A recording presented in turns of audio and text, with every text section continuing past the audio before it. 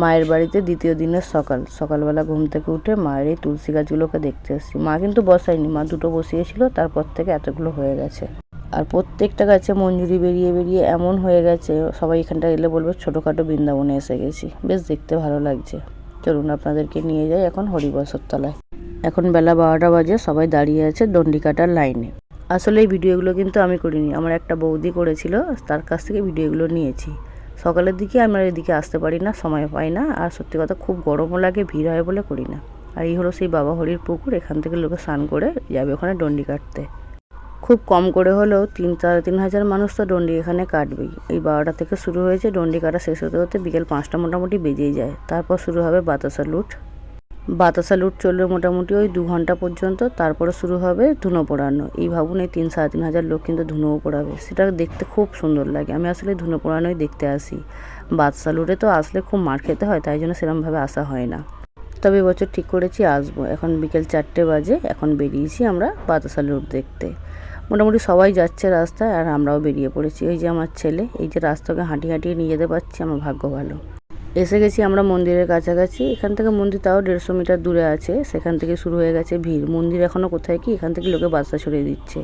আসলে সবাই তো মন্দিরের ওখানে পৌঁছাতে পারে না, এতটাই ভিড় থাকে, তো লোকের রাস্তাতেই বাতাসা ছড়িয়ে দেয়।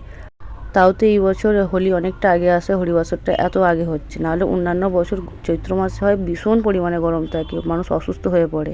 এবছর সেরকম সম্ভাবনা নেই। ওখানে ছড়া হচ্ছে কি জানেন, বিস্কুট। লজেন্স বাতাসা এখন পুরনো হয়ে গেছে, এখন বিস্কুট। তবে বিস্কুটের প্যাকেটও ছড়াচ্ছিল। এখানে আমাকে একজন পরিচিত দিয়ে গেছে যে, দিদি তোমার ছেলেকে নিয়ে দাঁড়িয়ে দাঁড়িয়ে খাও। আর ঠিক ক্যামেরাটা অন করার আগে এখানে কি ছড়ানো হচ্ছিল জানেন, কোল্ড ড্রিঙ্কস, তারপরে আইসক্রিম, পেপসি, এমনকি ছোটো ছোটো কর্নগুলোও ছড়ানো হচ্ছিল। বিস্কুটের প্যাকেট তো ছড়ানো হয়, লজেন্স বাতাসা এগুলো এখন পুরনো হয়ে গেছে।